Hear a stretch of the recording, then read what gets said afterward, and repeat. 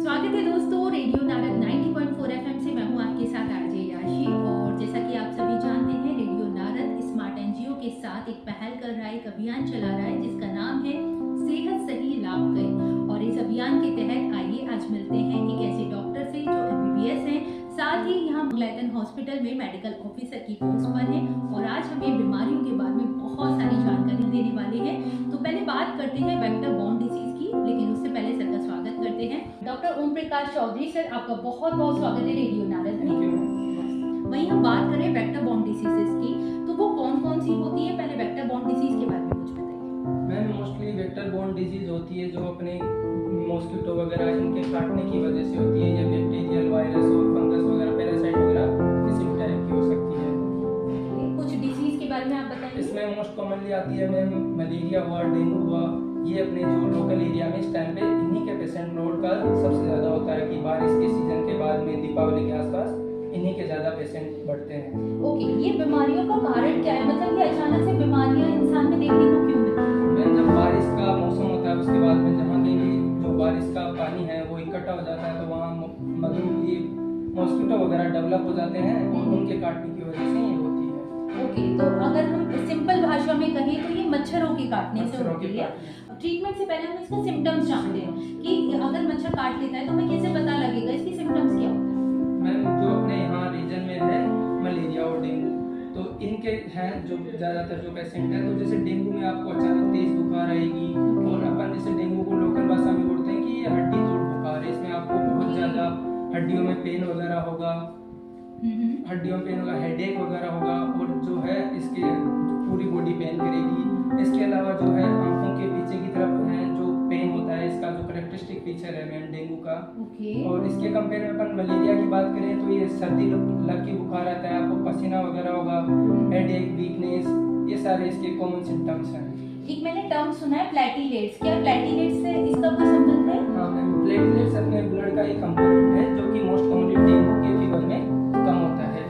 तो डेंगू में जैसे डेंगू हेमरेजिक फीवर है वो इसके हैं, डेंगू शॉक सिंड्रोम है, इसके आगे कॉम्प्लिकेशंस हैं डेंगू में, उनमें प्लेटलेट्स कम होती है। ओके, अब बात करते हैं कुछ प्रिवेंशन की कि इस खतरनाक बीमारी से अगर बचना हो तो हमें कब क्या करना चाहिए। तो सर मैं आपसे जानना चाहूंगी, पहले हमें डॉक्टर को कब दिखाना चाहिए और डॉक्टर को दिखाने के अलावा क्या हम घर से कोई दवाइयाँ ले सकते हैं? हाँ जी मैम, डॉक्टर को आप जैसे कभी भी आपको ऐसे बुखार आ रही है तो हम सिंपल जो ओवर द काउंटर ड्रग है पैरास्टामोल, वो हम घर पे यूज कर सकते हैं। एक दिन के बाद भी आपको बुखार आ रहा है तो आप डॉक्टर से संपर्क कीजिए, वहाँ आपकी जांच जो होगी दोनों बीमारियों की या जो भी आपके साइन सिम्टम्स जो आप डॉक्टर को बताएंगे उनके बारे में उस हिसाब से जांच होगी और जो भी टेस्ट आपके पॉजिटिव आते हैं उस हिसाब से आगे आपका ट्रीटमेंट चलेगा। और ट्रीटमेंट का ये है कि मोस्ट कॉमन यहाँ की जनता प्रॉपर ट्रीटमेंट नहीं लेती है, आधा ट्रीटमेंट लेके लगता है उन्हें कि हम ठीक हो गए हैं। ये भी एक यहाँ रीजन है कि वापस रिलैप्स हो रहा है फीवर मलेरिया जैसे है। तो ऐसी सिचुएशन में अगर हम बात करें जनता की तो आपको संदेश देना चाहेंगे, क्योंकि दिवाली का मौका है और जैसा आपने बताया दिवाली के मौके पर अक्सर हमें ये मलेरिया और डेंगू जैसी बीमारियां देखने को मिलती हैं, तो ऐसे में आप लोगों को क्या संदेश देना चाहोगे? मैम, लोगों के लिए ये है कि इसका प्रिवेंशन मोस्ट कॉमन जो है कि हम इसका डीडीटी का छिड़काव कर सकते हैं। खुद के पर्सनल प्रोटेक्शन के लिए अपन मॉस्किटो नेट यूज कर सकते हैं जिससे कि हमें मच्छरों से बचा जा सके।